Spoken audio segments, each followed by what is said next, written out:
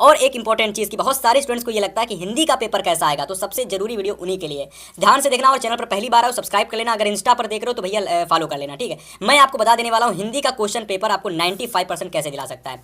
सबसे पहले अगर मैं बात करता हूँ तो बहुविकल्पीय क्वेश्चन आते हैं, जो कि भैया सभी को पता है कि 20 नंबर के पूछे जाते हैं। तो चलिए मैं आपको दिखा देता हूँ कि इस क्वेश्चन पेपर के 20 नंबर वाले क्वेश्चन अगर आप तैयार कर लेते हो तो 10 से 12 क्वेश्चन आपको यहीं से देखने को मिलेंगे। चलिए देखते हैं। तो यहाँ पर सबसे पहले प्यारे साथी आपको ये सारे क्वेश्चन जो आपको स्क्रीन पर दिख रहे हैं ना, इन सभी प्रश्नों को आपको जल्दी से स्क्रीनशॉट ले लेना है, क्योंकि एवरी क्वेश्चन ना रचनाकार से पूछा गया है और कुछ अन्य प्रश्न भी हैं, जैसे शुक्ल युग के प्रसिद्ध उपन्यासकार कौन है, हर एक क्वेश्चन टाइप है यहाँ पर मेरे प्यारे साथी। बहुत महत्वपूर्ण क्वेश्चन हैं, 2026 में 100% ये क्वेश्चन आपके पेपर में आने वाले हैं, ठीक है। जल्दी से इनका स्क्रीनशॉट ले लो, मैं आपको आगे के क्वेश्चन दिखाता हूँ। तो यहाँ पर अगर आप देखोगे तो आपको सारे आगे के क्वेश्चन देखने को मिलेंगे, ठीक है। एवरी क्वेश्चन आपके लिए बेहद खास इंपॉर्टेंट है भैया, तो आप लोग इनका जल्दी से स्क्रीनशॉट ले लो, मैं आपको आगे दिखाता हूँ। तो ये सारे क्वेश्चंस आपको अच्छे से एकदम स्क्रीनशॉट ले लेने हैं, क्योंकि बहुत ज्यादा खास और बेहद इंपॉर्टेंट क्वेश्चंस आपके, ठीक है।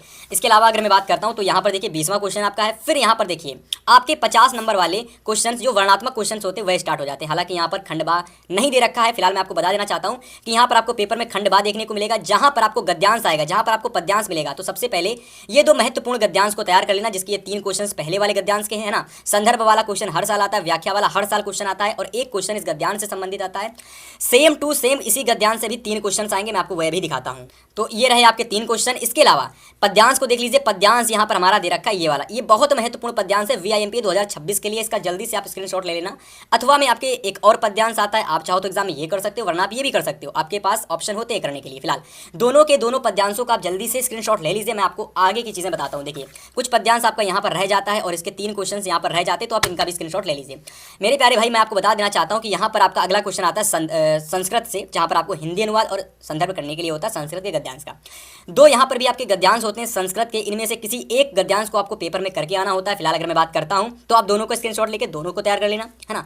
ऐसे ही आपके संस्कृत के पद्यांश के क्वेश्चन आते हैं, जहाँ पर आपको पहला ये दे रखा है नीर विवेके वाला पद्यांश। आगे मैं आपको दूसरा पद्यांश दिखाता हूँ। तो आगे अगर मैं बात करता हूँ तो हमारा दूसरा पद्यांश ये दे रखा है, ठीक है। ये 2 लाइनों का दूसरा पद्यांश हमारा दे रखा है। अगर मैं इस पद्यांश की बात करता हूँ तो वह वाला पद्यांश और ये वाला पद्यांश दोनों के दोनों 2025 के बहुत सारे सेट में पूछे गए थे, ठीक है। देखना 2026 में जरूर आएंगे। फिलहाल खंड काव्य आप अपने जिला के हिसाब से तैयार कर लेना, जिस भी जिले में आप रहते हो उस जिले के हिसाब से आप खंड काव्य तैयार कर लेना, है ना। वरना आप अपने स्कूल के टीचर के हिंदी वाले टीचर से भी पूछ लेना कि हमें कौन सा खंड काव्य तैयार करना है, वो आपको बता देगा, वह खंड काव्य तैयार कर लेंगे।